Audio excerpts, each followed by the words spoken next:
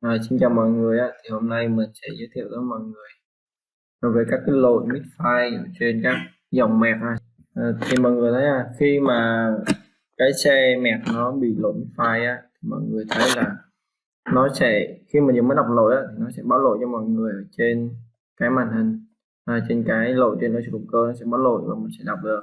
Và mọi người thấy một cái điều nó khá là đặc biệt là các cái lỗi này nó sẽ báo là store nha, hoặc là history là lỗi lịch sử. Thì khi mà những con mẹc này nó thông thường là như CLK này nó là 6 máy thì mọi người thấy là nó sẽ báo cho mình là máy 1 này, như trong hình này là máy 2 và máy 4 này. Và thực tế là có thể nó báo bất cứ máy nào ở trên cái động cơ. Thì có hai cái vấn đề mọi người cần lưu ý là đầu tiên là cái trạng thái nó là store nha, là lỗi lịch sử. Và cái lỗi này nó sẽ không xảy ra liên tục. Ví dụ như là mọi người dùng cái máy chẩn đoán, mọi người xóa lỗi này đi thì khách hàng vẫn chạy bình thường và thỉnh thoảng nó sẽ báo cái đèn chết lên và mình đọc lỗi cái báo lỗi này. Và đặc thù của nó là nó sẽ khi mà mình buổi sáng mình nổ máy nè, hoặc là khi mà mình chạy nóng máy lên mà mình ép ga, mình ép tải nha, mình lên tăng ga mạnh thì nó sẽ, hoặc là mình chạy trên đường mà mình tăng tốc thì nó sẽ sinh ra cái lỗi file này. Và mình xóa lỗi đi thì nó lại bình thường lại. Và đi kèm đó với cái hiện tượng của xe này là nó sẽ bị hơi hao xăng nha, và có những xe nó bị hao rất là nhiều. Thì những cái xe mới bị thì nó sẽ bị như vậy, và những xe nó bị nặng là nó cái liên tưởng file này cứ là mình buổi sáng hoặc là mình khi mình ép ga nó sẽ bị. Và đây là một trong những cái lỗi nó khá đặc trưng trên các cái dòng mẹc mà CLK ở đây. Thì mọi người thấy đây là một cái lỗi nữa, đây là một cái xe khác nè, nó báo lỗi là misfire là máy 1 máy 2 nè, mọi người xem tham khảo.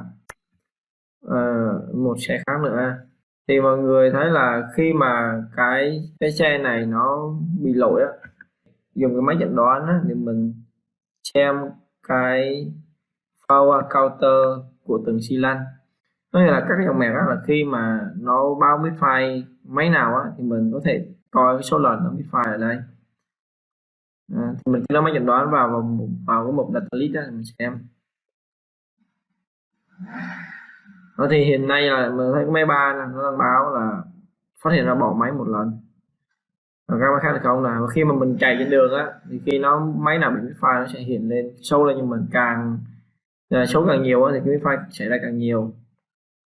Và như mọi người thấy là cái hiện tượng như mình nói ban đầu là lâu lâu mới bị nha, nó không phải bị liên tục.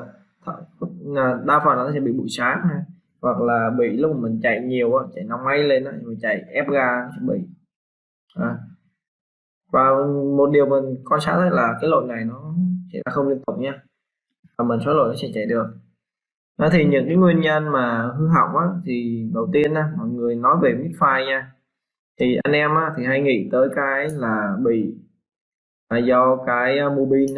Thì muốn kiểm tra cái mô pin thì mọi người đầu tiên mọi người coi mặt điện thì cái mô pin của các dòng xe mẹc thì mọi người thấy là nó có tất cả là gì, 4 dây 2 dây mát, 2 dây mát và 1 dây điều khiển và một cái dây nguồn 12 cấp tới.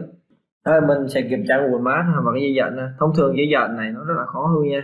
Rồi thứ hai là gì, đây bô pin ở đây nè, thì cái bô pin này mà nó cái hiện tượng này là không phải nó bị liên tục mà thỉnh thoảng mới bị. Thì thật sự ra nói để kiểm tra cái bô pin này nó rất là khó nha, cực kỳ khó. Mình phải có máy chuyên dùng thì mình mới test nó được, thậm chí là cái máy nó cũng không test, có rất là khó test. Thì tốt nhất là nó báo máy nào mọi người nên sàng cái máy nó đi. Rồi một nguyên nhân này có thể là cái buri của anh, buri của anh chạy nó hết đát rồi, nó bị gọi là mòn quá rồi và nó đánh lượt kém rồi thì mình nghi ngờ mình phải thay thôi, thay cái buri. Nói chung là thông thường các anh em gara thì anh em hay đổi bô pin và đổi buri trước, cái cách nhanh nhất.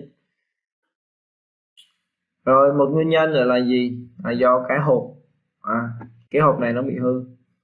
Thì thông thường là với kinh nghiệm làm hộp của mình thì mình thấy là cái dòng hộp này nó hư rất là nhiều và nó sẽ hư, và những cái hiện tượng mà mình liệt kê trên đa phần mình sẽ nó bị hộp rất là nhiều.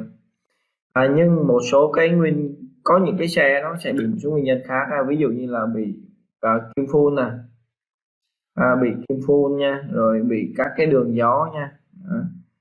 Các ống gió nó bị hở, hay các cái dù, các cái hệ thống chia gió, như mọi người thấy cái lỗ phía đầu này nè, đây ở trên này nó có lỗi là đây là đây movement lap ha. Đây, nó có thể là nó bị các cái cổ chịu gió nữa, nó có cái đường gió điều khiển á, rồi có thể là bị kim phun, nó có thể nó bị lâu quá nữa bị tắc nghẹt ra, có thể là áp suất nguồn đốt nó không đạt. Ví dụ như là các cái nòng, các cái bích trong xi lanh nó mòn chẳng hạn. Đó là một số nguyên nhân khác nữa, nhưng mà các nguyên nhân chủ yếu thì nó sẽ rơi vào các cái liên quan tới là mô bin nè, liên quan tới buri nè, và liên quan tới hộp, là những nguyên nhân mình thấy phổ biến nhất hiện nay. Thì với những cái lỗi mà của các cái hiện tượng như mình đã nói trên á, thì mọi người có hai cách là nếu mà trong trường hợp mà cái hộp nó bị hỏng á, thì mọi người có thể mình sẽ sửa chữa cái hộp này, thì mình sẽ thay thế các cái linh kiện nó hư hỏng. Và trong trường hợp nếu mà anh em nào có điều kiện thì anh em có thể thay các cái hộp. Thì hộp nó sẽ có hai loại, một là cái hộp bài, nước ngoài người ta xài rồi, người ta không bán xe, những cái hộp này còn xài được thì anh em Việt Nam mua về và sẽ đổi chương trình lại.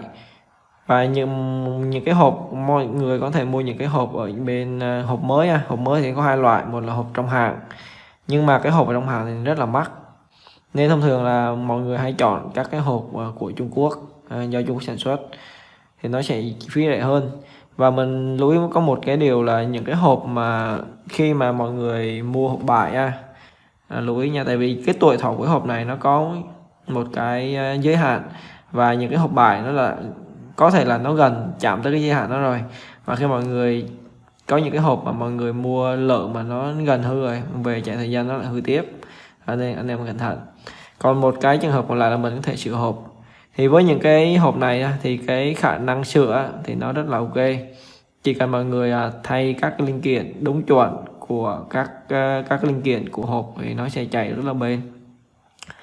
Và thông thường ở bên mình sẽ sửa chữa hộp là chủ yếu. Thì sau khi mà mình sửa chữa hộp xong thì mình sẽ dùng các cái bộ mình test nó lại. Mình sẽ dùng cái Ersu này để mình kiểm tra lại các kim phun này, kiểm tra lại mô bin để cho cái đảm bảo là cái hộp này nó hoạt động ok trước khi mình giao cho khách hàng.